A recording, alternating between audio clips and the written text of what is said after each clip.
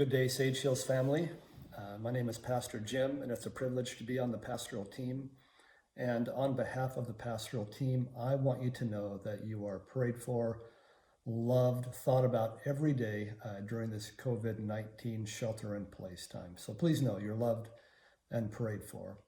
So on this Monday of Holy Week, we find ourselves in John chapter 12, verses 1 through 11.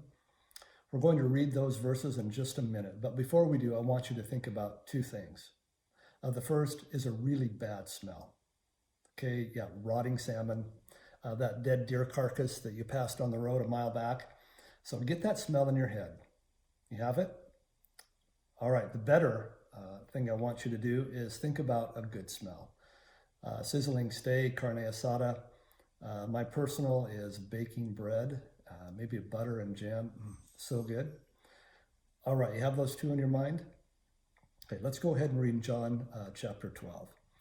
6 days before the Passover, Jesus came to Bethany, where Lazarus lived, whom Jesus had raised from the dead.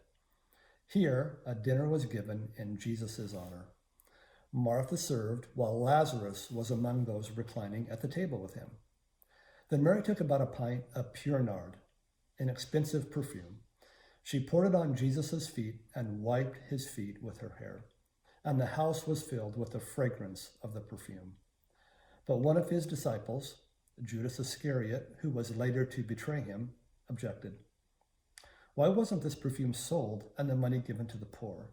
It was worth a year's wages. He did not say this because he cared about the poor, but because he was a thief. As keeper of the money bag, he used to help himself to what was put into it. Leave her alone, Jesus replied. It was intended that she should save this perfume for the day of my burial. You'll always have the poor among you, but you will not always have me. Meanwhile, a large crowd of Jews found out that Jesus was there and came not only because of him, but also to see Lazarus, whom he had raised from the dead. So the chief priests made plans to kill Lazarus as well, for on account of him, many of the Jews were going over to Jesus and believing in him.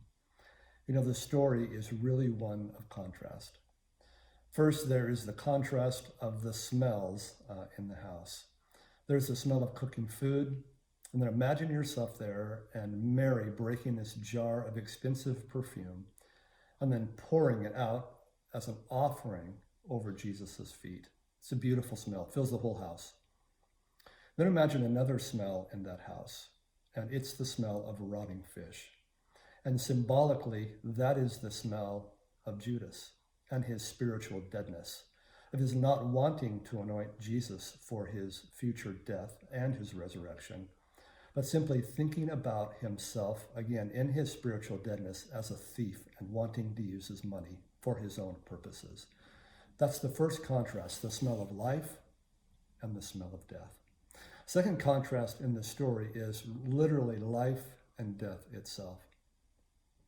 Jesus, on the week when he is betrayed, sacrificed, we find him on this Monday spending time with Lazarus, a man whom he had raised from the dead. We see Jesus being anointed by Mary for his death. We see the Jews outside wanting to kill Jesus and wanting to kill Lazarus because they were spiritually dead. Do you see the contrast here? Jews spiritually dead, Jesus bringing spiritual life in the story, Lazarus who was dead, Lazarus who was now brought to life. So what are the takeaways from us in these contrasts? And I think there's perhaps two of them for us. And one is, what kind of aroma are we bringing to our neighborhood? Are we bringing that aroma of life to our neighbors, or are we bringing that perhaps dead fish aroma of Judas to our neighbors through selfishness? You know, my admonition for myself and for us as a family is to bring life to our neighborhood, especially during this time of sheltering in place. The second takeaway for me happens to be in this incredible gift that Mary pours out on the feet of Jesus. And while we aren't personally anointing Jesus for burial, what we do in the giving of our gift, our sacrificial gift to Jesus, is really an anointing of our heart to serve him. We're giving everything to him, that sacrificial, expensive gift to lift him up as Lord of our lives.